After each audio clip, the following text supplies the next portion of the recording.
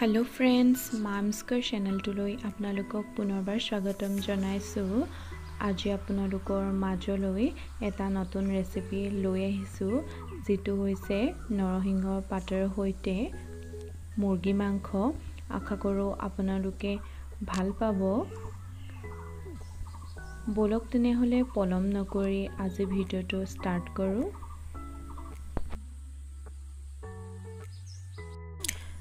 এতিয়া আমি 500 গ্রাম লোকেল মুরগি মাংস লৈছো আৰু ঘৰতে তৈয়াৰ কৰা দৈ 3 চামুচ দিছো মিঠাতেল আমি 1 চামুচ লম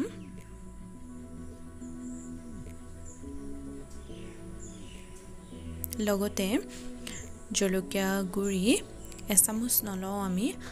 আধা চামুচ লম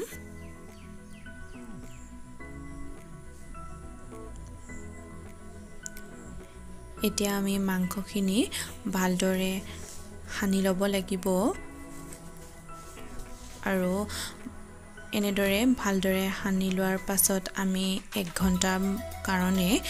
1 ঘণ্টা মান মেৰিনেট হ'বলৈ ৰাখি দিম আমি মাংসখিনি এনেদৰে সৰু সৰুকৈ কাটি লৈছো আপোনালোকও এনেদৰে কাটি লব পাৰে এফালে আমি দুটা কেঁচা জলকীয়া নৰসিংহ আৰু নহৰুখিনি ভালদৰে পিচি লৈছো এতিয়া আমি নৰসিংহ পাতখিনি অলপমান তেল দি এনেদৰে ফ্ৰাই কৰিব লাগিব আৰু এনেদৰে অলপ দেৰি ফ্ৰাই কৰাৰ পাছত নৰসিংহ পাতখিনি প্লেটত ৰাখি থম ইয়াৰ পাছত নহৰুখিনি আমি তেলত এনেদৰে ফ্ৰাই কৰিব লাগিব যেতিয়ালৈকৈ বাদামী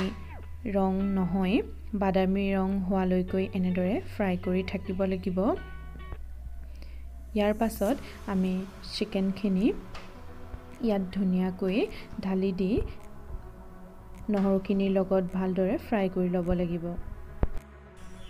এতিয়া মাংসখিনি এনেদৰে বাদামী কালাৰ হোৱালৈকৈ ভালদৰে ভাজি লৈছো আপোনালোকে লক্ষ্য কৰিব মই ইয়াত কোনো ধৰণৰ হালধি ব্যৱহাৰ কৰা নাই